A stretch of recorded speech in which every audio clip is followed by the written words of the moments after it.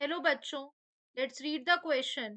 The question says decrease in atomic number is observed in this question the key concept is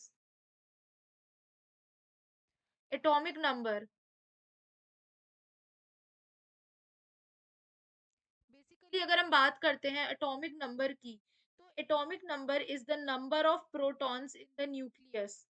number of protons in the nucleus of atom, यानी number of protons क्या define करेंगे, identity of the element. ठीक है. तो अब question में कह रहा है हमसे that decrease in atomic number is observed in. तो बेसिकली अल्फा एमिशन को अगर हम देखते हैं तो अल्फा एमिशन में क्या हो रहा है, फर्स्ट केस में यानी कि अल्फा एमिशन में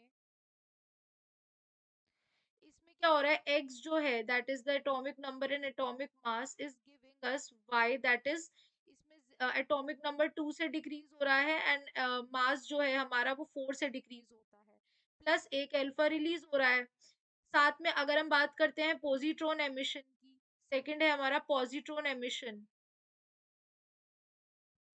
इसमें क्या हो रहा है, हमारा x जो था that is z and the a atomic mass it is giving. इसमें जो बेसिकली जो एटॉमिक नंबर है वो 1 से डिक्रीज होता है बट मास में कोई चेंज नहीं आता है, प्लस एक इलेक्ट्रॉन गया हमारा.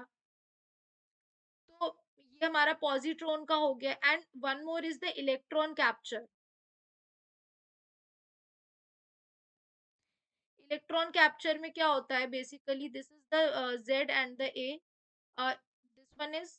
तो यहाँ पर बेसिकली क्या हो रहा है, यहाँ पर भी जो हमारा एटॉमिक नंबर है that is decreasing by 1 but mass जो है वो सेम रहता है. तो किन कंडीशंस में हो रहा है, ये तीन कंडीशंस में ही होता है, बीटा एमिशन में नहीं होता है decrease.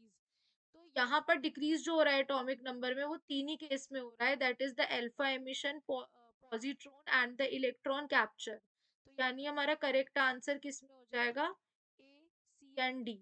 Hope you guys understand. Thank you.